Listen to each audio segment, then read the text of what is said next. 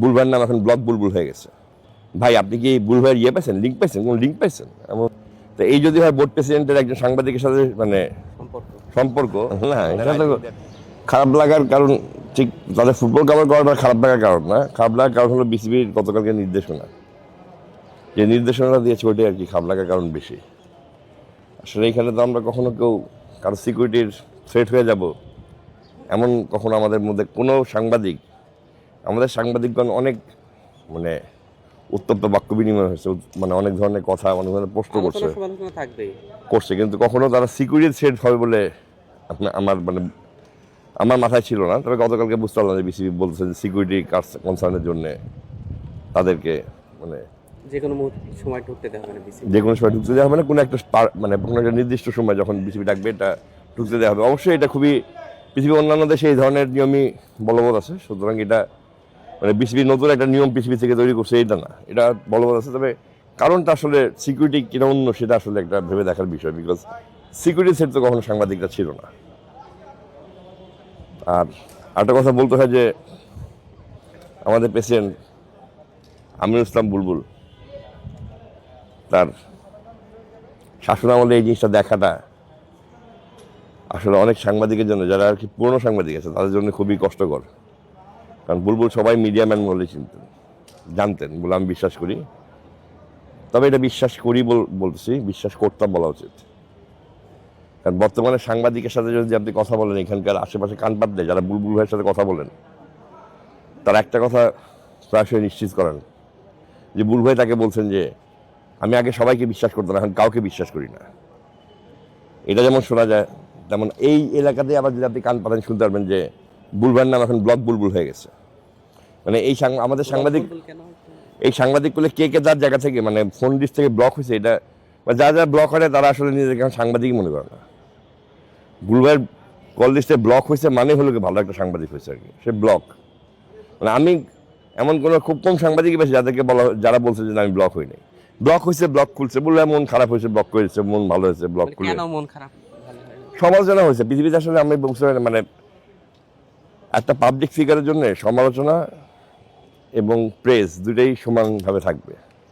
সম্ভবত বুলবুল ভাই সেটা মেনে নিতে পারেননি।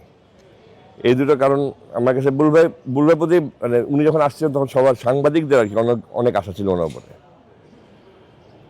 গতকালকের এই মানে থাকতে দেওয়া হবে না বলে যে সাংবাদিকরা তাদের প্রতি খুবই বিরাগ হয়ে গেছে, ব্যাপারটা এরকম না।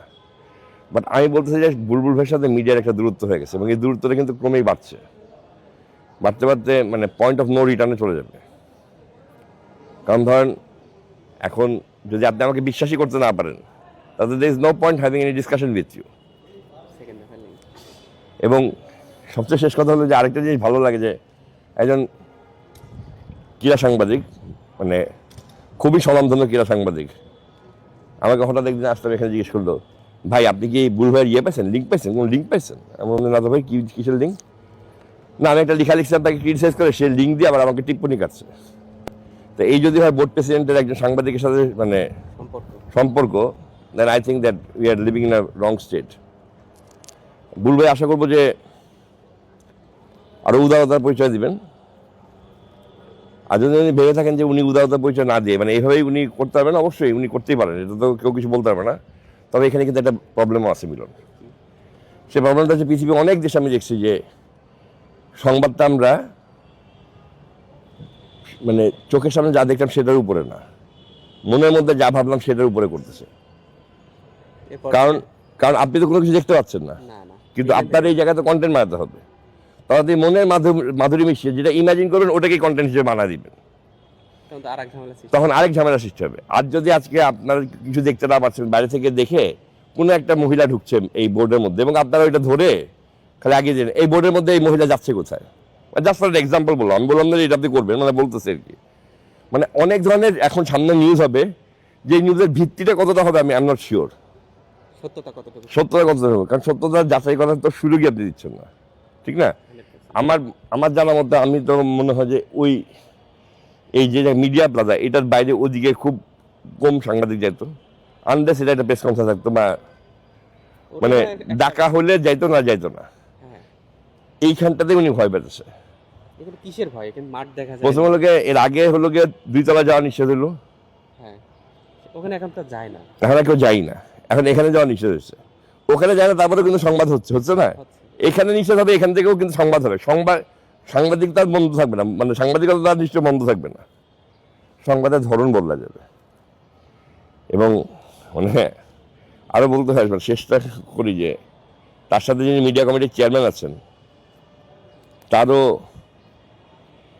এই পুরো বিষয়ে দায় নিতে হবে, কারণ তিনি নিশ্চয়ই মিডিয়া কমিটির চেয়ারম্যান, তো মিডিয়ার জিনিসটা বুঝবেন নাকি তিনি নিজে আড়াল থাকার জন্য এই ব্যবস্থা বন্দোবস্তের দিলেন, সেটা আমি জানি না। এবং শুনতে পেয়েছি একজন খুব স্বনামধন্য খেলোয়াড়ও এর প্রতি সমর্থন দিয়েছেন যে এরকম হওয়া উচিত। সেই স্বনামধন্য খেলোয়াড়ের নামটা আমি উচ্চারণ করলাম না, আমি আশা করবো তিনি বুঝতে পারবেন যে তার অতীত টান দিলে কিন্তু অনেক বড় ধরনের ঝামেলা হবে। ধন্যবাদ।